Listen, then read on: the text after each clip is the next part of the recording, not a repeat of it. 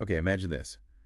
What if the really weird rules of quantum mechanics could somehow be used to give artificial intelligence this massive power boost? Yeah, it does sound like something straight out of sci-fi, doesn't it? Totally. But the material you shared, it actually dives right into this real-world intersection. Yeah. Quantum computing and AI starting to merge. And the potential is huge. We're talking about maybe reshaping whole industries, finance, healthcare, even how law enforcement works. Exactly. So this field, people are calling it quantum AI, right? That's the term, yeah. It's basically looking at how quantum computing's unique strengths, handling tons of data, certain calculations really fast, could seriously amp up what AI can do. Like giving AI a whole new computational playground. Precisely. It's like unlocking another dimension of processing power for AI tasks. Okay, so in this deep dive, that's what we're going to unpack. What is quantum AI really?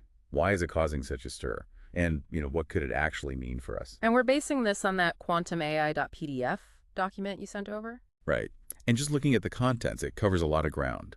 Yeah. The history, the core tech involved, current It trends, mentions decentralized AI too, alongside quantum computing. and then applications in finance, healthcare, smart cities, machine learning, security. Plus the challenges and ethical questions and where it might all be heading. It's pretty comprehensive.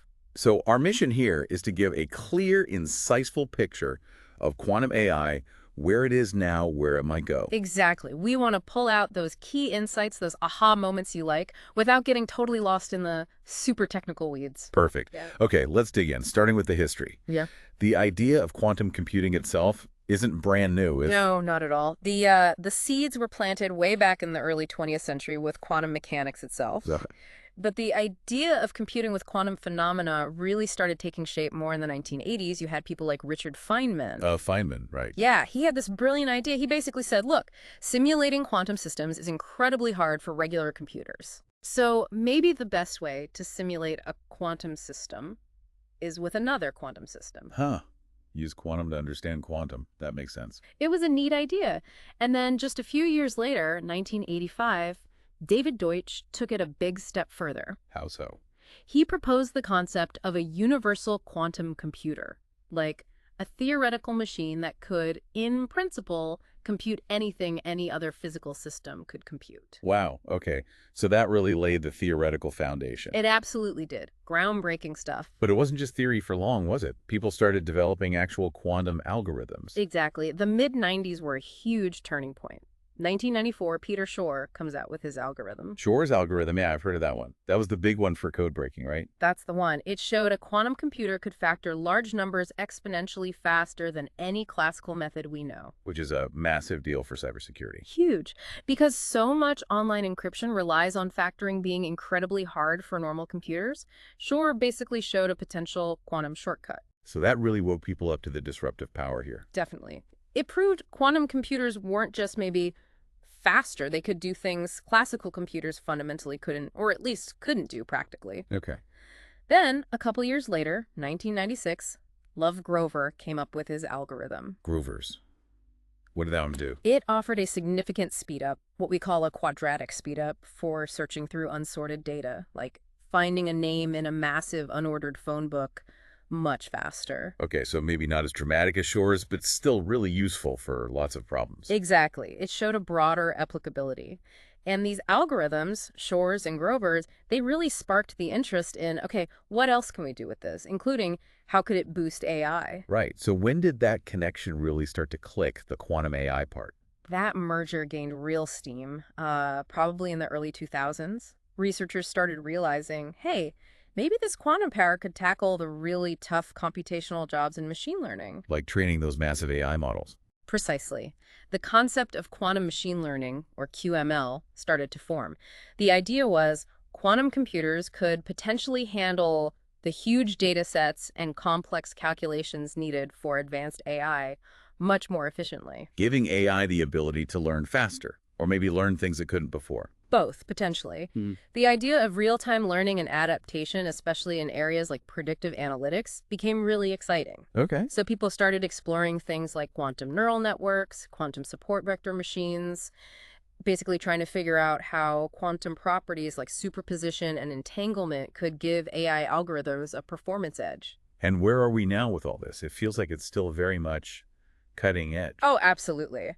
But the excitement is palpable. Quantum AI is really seen as a potential game changer across so many fields. The document mentioned the Singapore Fintech Festival. Yeah, as an example where AI and quantum tech's impact on finance was a big discussion point. It shows it's moving from pure theory towards, potential practical impact. There's a sense that things are starting to happen. Definitely. And progress in other areas, like demonstrating quantum supremacy. Where a quantum computer demonstrably beats a classical one on some task. Exactly. And work towards a future quantum internet. These things just keep expanding the potential for quantum AI, especially for tackling really complex analytical problems. Feels like we're right on the cusp of something potentially huge. I think many in the field feel that way, yes. Both quantum computing and AI are advancing so rapidly on their own. Bringing them together is, well, incredibly promising. Okay, so that sets the stage nicely. Let's dive into the core technologies now. The PDF mentioned decentralized AI. What's that about and how does it fit in? Right, so decentralized AI, it's fundamentally about shifting control, moving away from having AI algorithms and power concentrated in just a few big central entities. Like the big tech companies. Often, yes. The idea is to distribute that power, that control, across a wider network. And why would you want to do that? Several reasons. It could make AI more accessible to more people, improve transparency because it's not all hidden in one black box, potentially enhance security. How security? By spreading things out, there isn't one single point of failure or attack. It also promotes innovation by letting more players get involved. Makes sense. Sort of democratizing AI a bit. That's a good way to put it. And the document rightly links this to privacy concerns, too. Decentralized approaches might offer ways to keep data more localized and secure. Yeah, privacy is a huge issue with AI development right now. Okay. Interesting connection. Now, the quantum part of quantum AI, qubits, what makes them so different from the regular bits in my laptop? It really comes down to the fundamentals of how they hold information. Classical bits are simple, 0 or 1, on or off. Like a light switch. Exactly. Qubits, though, thanks to a quantum principle called superposition, they can be, in a way, both 0 and 1 at the same time, or, more accurately, they exist in a combination of states. Think less like a switch and more like a dimmer that can be at many points between fully off and fully on. So, multiple possibilities simultaneously, is that the idea? In essence, yes, it's a probabilistic state. And this ability to hold multiple values at once is what gives quantum computers their potential for massive parallelism and speed on certain tasks. Right, the quantum advantage. So how do these weird quantum properties actually help AI, the document mentioned? Entanglement and parallelism. Yes, those are two key ones. Quantum entanglement is, well, it's one of the stranger aspects. That's saying something. True. It's where two or more qubits become linked, deeply linked. Measuring the state of one instantly tells you the state of the other, no matter how far apart they are. Instantly, like faster than light. It seems that way, though it's more about correlation, not sending information faster than light. But for computing, this deep connection allows for modeling incredibly complex correlations within data much more efficiently. Okay. Like understanding really intricate relationships in data. Exactly. Think about modeling how multiple factors interact in drug efficacy or financial markets. Entanglement offers a powerful way to handle those complex interdependencies. Wow, okay, that's entanglement. What about quantum parallelism? That flows directly from superposition. Since one qubit can be in multiple states, a register of, say, 10 qubits can represent 2 to the power of 10 states simultaneously. Okay, that's over 1,000 states. Right. And a quantum computer can perform calculations on all those states at the same time. So instead of checking possibilities one by one like a classical computer, it explores many, many paths in parallel. Imagine searching a huge database. Quantum parallelism could allow exploring vast portions of it simultaneously. like having, I don't know, thousands of classical computers working together? It's a useful analogy, yeah. It provides a massive speed advantage for specific types of problems often found in AI, like optimization or pattern matching in huge data sets. And this leads to better AI predictions and insights. That's the potential, yes. More accurate insights, faster learning, tackling problems that are just too big or complex for classical AI today. But it's not easy just plugging quantum into AI, is it? The document mentioned challenges. Oh, definitely not easy. Huge challenges remain. For one, you need entirely new types of algorithms. You can't just run standard AI code on a quantum computer and expect magic. You need quantum-specific algorithms. Exactly. Algorithms designed to leverage superposition and entanglement for AI tasks. And then there's the massive issue of error correction. Errors. Quantum states are incredibly fragile. They're easily disturbed by noise, tiny vibrations, temperature fluctuations. This causes errors in the computation. So the calculations might go wrong. Very easily, yes.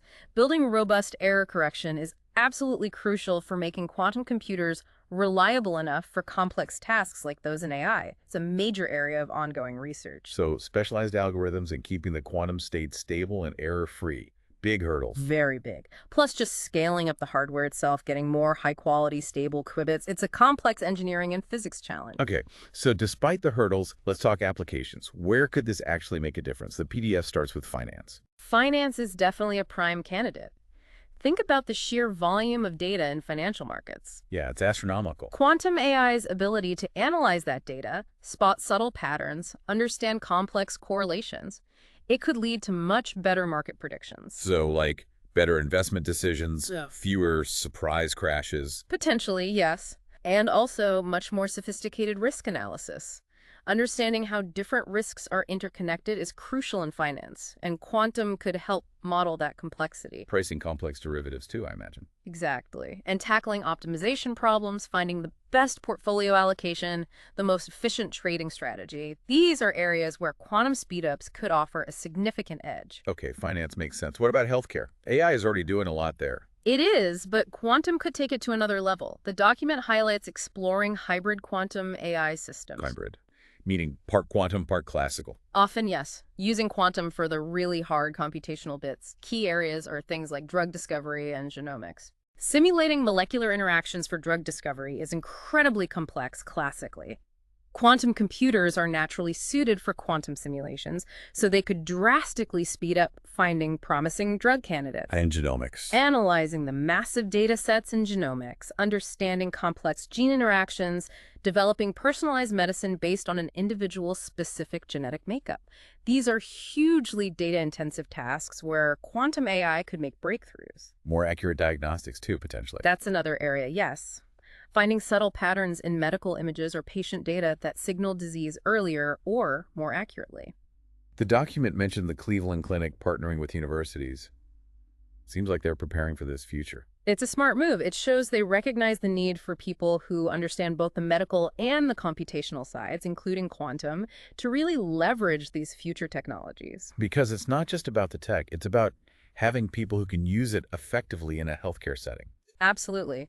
While current AI helps with admin and customer service, quantum promises deeper scientific and clinical advances. Okay, shifting gears. Smart cities and the Internet of Things, IoT. How does quantum AI fit there? Well, think about all the data pouring in from sensors in a smart city. Traffic sensors, energy grid monitors, environmental sensors. It's a constant flood of information. Exactly. Quantum AI could potentially analyze this incredibly complex, interconnected system in real time. To do what, though? Optimize things, like dynamically adjusting traffic lights across the entire city to minimize congestion based on live conditions, or managing the energy grid far more efficiently. Better urban planning, too, maybe. Yes, analyzing complex data to design more sustainable and livable cities. It's about turning that flood of IoT data into actionable intelligence for a more efficient, greener city. That's a pretty compelling vision. What about core AI tasks, like machine learning itself? Quantum AI could significantly speed up the training process for some machine learning models. Training can take days or weeks on classical computers. So faster development of new AI capabilities. Potentially, yes, and improved efficiency in processing the data needed for training. For things like image and speech recognition, quantum might allow analysis of much more complex patterns than currently possible. Leading to better AI in those areas. That's the hope. And it could impact many other data-heavy fields, natural language processing, climate modeling, material science, anywhere complex pattern recognition or optimization is key. Okay, final application area mentioned was security and privacy. This sounds double-edged. It absolutely is. We already talked about Shor's algorithm potentially breaking current encryption. Right, the quantum threat. As quantum computers become more powerful, that threat becomes more real. So developing quantum-safe cryptography is crucial. We need new encryption methods that even a powerful quantum computer can't easily break. Especially if quantum AI gets integrated into, say, law enforcement or national security. Exactly. The potential for misusing powerful quantum analysis tools on sensitive data raises huge privacy concerns. So, alongside developing the AI, we urgently need to develop the safeguards. It's a race then, building the power, but also building the defenses. In many ways, yes, a critical balancing act. Okay, so tons of potential, but also these big challenges we mentioned. Let's focus on those now, the path forward section. Technical roadblocks first. Right. Error correction is still paramount. Current quantum computers are noisy. NISQ is the acronym, Noisy Intermediate Scale Quantum. Meaning they make errors. Yes, and they don't have enough qubits yet for built-in, robust error correction for really large problems. Scaling up the number of high-quality qubits is another huge challenge. And keeping them stable long enough. What was that term? Coherence. Coherence time, exactly. Qubits need to maintain their delicate quantum state long enough to complete the calculation. Extending coherence times is vital. So more qubits, better quality qubits, longer coherence, and fixing the errors. Lots to solve on the hardware side. Definitely. And the document also notes that even with theoretical algorithm speedups, like the HHL algorithm for matrix problems, actually using them practically can be tricky. They might need data prepared in a special quantum format, which can be hard. And current hardware might not be big or stable enough to show the advantage over classical methods yet. So the theoretical promise isn't always easy to translate into real-world advantage today. Not yet. For many applications, there's still a gap between theory and practice. Okay, beyond the tech hurdles, the document stresses ethical concerns. Yes, big time. The potential for misuse, especially in surveillance and analyzing personal data, is significant. As these tools get more powerful, the risks to privacy and civil liberties grow. We need to be thinking about regulations and safeguards now. Absolutely, before the technology outpaces our ability to manage it responsibly. What about specific challenges in, say, law enforcement, as the document mentions? Well, law enforcement already deals with overwhelming amounts of data, video footage, phone records, IoT data. AI helps sift through it, but integrating those AI insights effectively with traditional police work is still a challenge. Quantum AI could make the data processing faster, but the integration problem remains. Exactly. Speeding up video analysis from days to minutes is great, but you still need processes to verify that information, combine it with other evidence, and use it ethically and legally. Okay. Let's look at the future prospects outlined. Healthcare first. What's the long-term vision? The vision is pretty revolutionary. Think truly personalized medicine based on deep analysis of your unique biology, much faster drug discovery cycles, diagnostics that catch diseases incredibly early. Sounds amazing. But what needs to happen to get there? All the things we discussed. Overcoming hardware limits, making it scalable and affordable, ensuring ironclad data security. And training people. Crucially, yes, you need healthcare professionals who can work with these advanced AI tools, interpret the complex outputs, and handle the ethical dimensions. It's not about replacing doctors, but augmenting them. So it's a collaboration between human expertise and the technology. That seems the most likely and desirable path forward, yes. And the future in law enforcement. The main potential seems to be speed. Primarily, yes. Dramatically accelerating the analysis of vast data sets from surveillance, phones, smart devices, turning that data into actionable intelligence much, much faster. Streamlining investigations. Potentially, yes. But again, always shadowed by the ethical considerations and the need for robust oversight. Which brings us back to those broader ethical and social imperatives. Right. The document emphasizes equitable access, making sure these powerful tools don't just benefit the few, and tackling bias in AI systems, which could be amplified by quantum capabilities. Bias is already a big concern in classical AI. It is, and we need active collaboration policymakers, developers, the public, to figure out how to maximize the benefits while minimizing risks, especially concerning jobs and social fairness.